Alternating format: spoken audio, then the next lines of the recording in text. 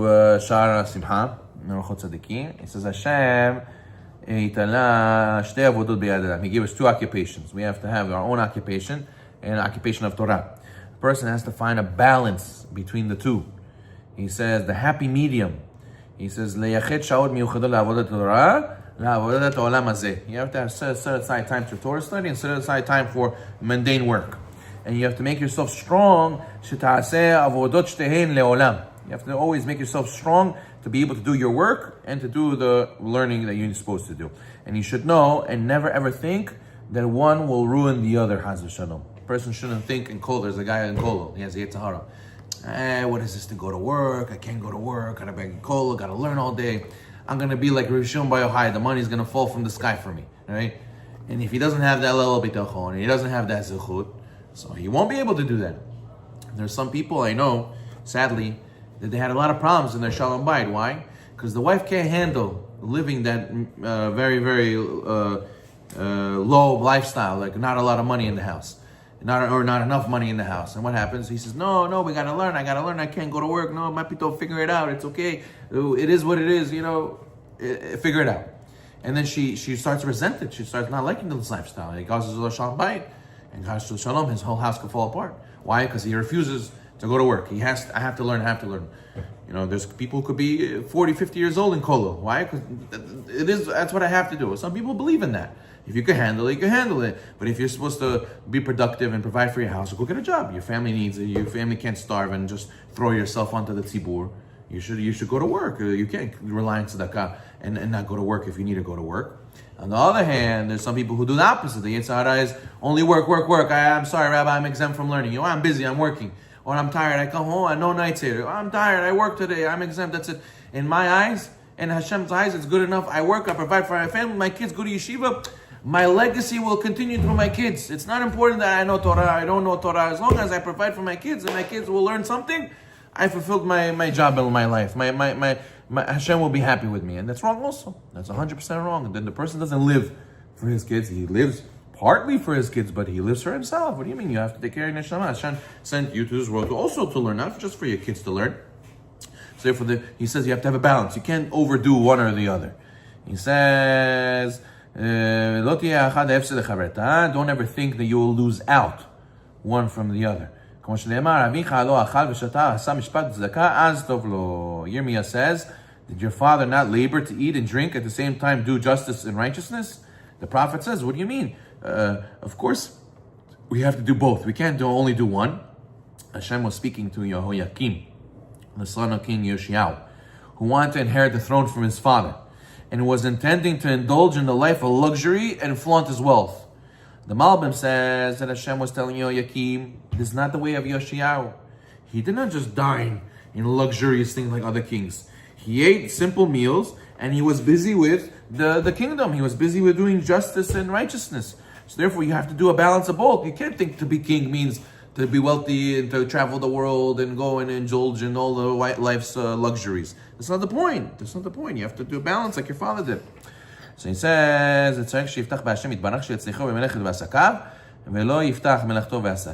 a very important part of Emunah. You have to trust in Hashem to give him success in his work and not to trust the work and the affairs itself. Person thinks, Rabbi, right now, this stock is making big, it's growing, and you see, look, I have all the charts, and it makes sense, the trend is up, and it's easy money, gold is going up. It's always like that. The people jump in, they say, oh, why did I jump in? Real estate is making money, I have to go do real estate. So he goes and he jumps in real estate. No, gold is making money, I gotta go to gold. Oh no, I should have went to school, I gotta go to school. It's always the other side is always greener, right? Because that's what happens when you think that job is what gives parnasa. And it's a problem, because that's not the source. Hashem can make you a millionaire doing anything, even selling tomatoes on the corner. The question is, you choose what ishtadlut you want to do and what fits with your personality, what can you handle, what stress is good for you. Some people are good with their hands. Some people are good at being a boss, ordering people around. Some people are good at being in a computer and working alone. Some people are great working with people. It all depends on what type of nature you have and if you can handle the stress of working. But you have to work something. What does it have to be? Hashem has many ways. So a person who believes, I can't get out of jewelry, only jewelry makes money. I can't get out of medicine, only medicine makes money. I can't get out of real estate, only real estate makes money. All these things the person has to know is a mistaken emunah. He has to realize that his sustenance comes from Hashem. He says it's similar to Adam b'bokeh aitzim b'garzen. He says like a person splitting wood with an axe. Do you say that the axe splits the wood? No, the person holding the axe is what splits the wood. You think that this business is what's lucrative? Hashem made it lucrative. Hashem is the one who splits the wood with the axe called real estate, with the axe called medicine, with the axe called jewelry, whatever it is. The person has to realize that it's Hashem who's holding this thing. That's why the Gemara says in the end of days, the generation will be like the generation of the dog. The dog gets hit by the stick, he bites the stick. He doesn't realize there's somebody holding the stick. So therefore, we have to not fall in to that trap. So therefore, if a person says, he tells his family, if I didn't have this job, we would be lost. Baruch Hashem, I have this job. Baruch Hashem, I have this business. I don't know what I would do without this business. He says it's not fully true. Could be you'll do a different business, and Hashem will also make you successful. You do some ishtadlut, Hashem will give you parnasah. Don't think, only this. He tells his son, you have to be a doctor. You have to be a lawyer. What, you think money grows on trees? You think you're going to be some entrepreneur where you think these entrepreneurs, they make money. They don't make any money. You have to go to school. You have to have a job. You have to work for a big company. And you have to get a salary every month, and not be worried. And that way you can sleep good at night. Who says you're going to get a job like that? Who says you finish school? Who says that you're going to get a job that's near your house and you're able to pray and you're able to learn, you're able to get married at the right time? Who says all that baggage that you're going to get with it is good for you? Maybe it's not good for you. Maybe you're going to crumble.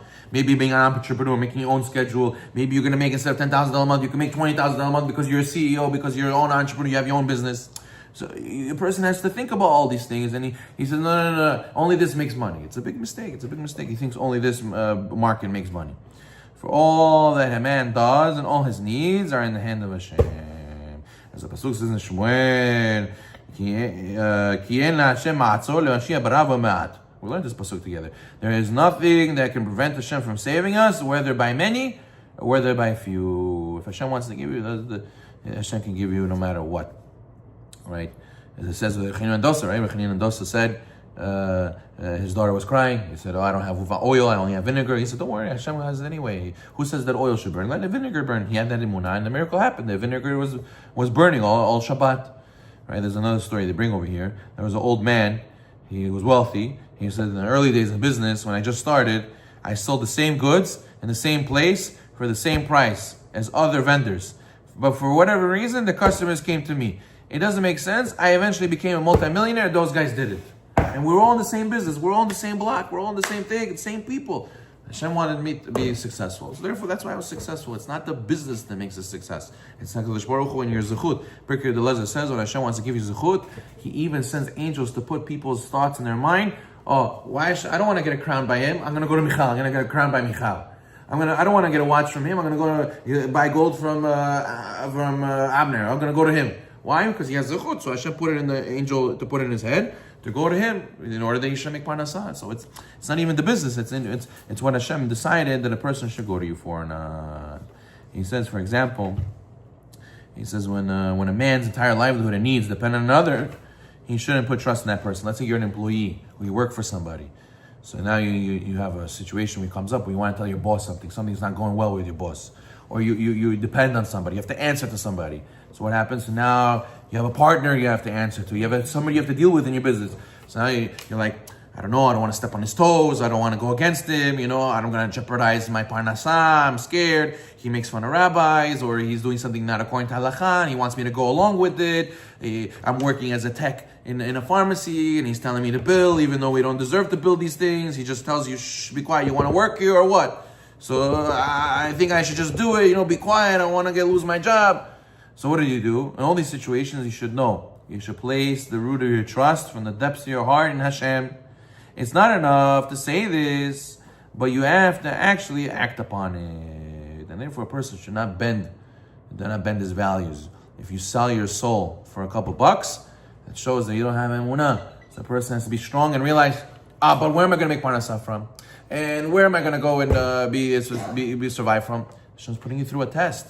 And many times, often than not, people step away from a very lucrative situation, but it's not really the emet. It's not really what the Torah wants. And he steps away from it. Hashem really has another door that's bigger that's going to open for you, and you're going to be able to realize that if you would have stayed there, you would have closed the bigger door.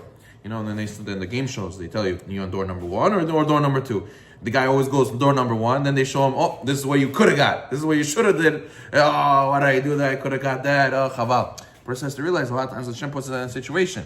And therefore he says that a person has to live with his emunah, not just talk it, not just say it. He says, for example, Mashal, מאה עברים הולכים זה אחר זה, כל אחד שם ידו על כתף חברו, ראשו כולם, יש איש הרואה, והוא מהין כולם אחריו.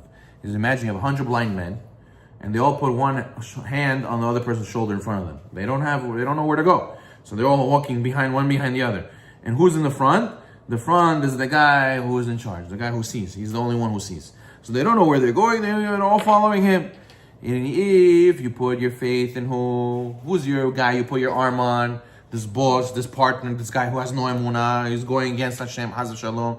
So you're stuck, you're going wherever he's going. If he's doing averot and he's gonna you're losing his olam haba, so that's where he's taking you also. You're following exactly where he's going. But who should you put your arm on whose shoulder? On Hashem's. Baruch Hu.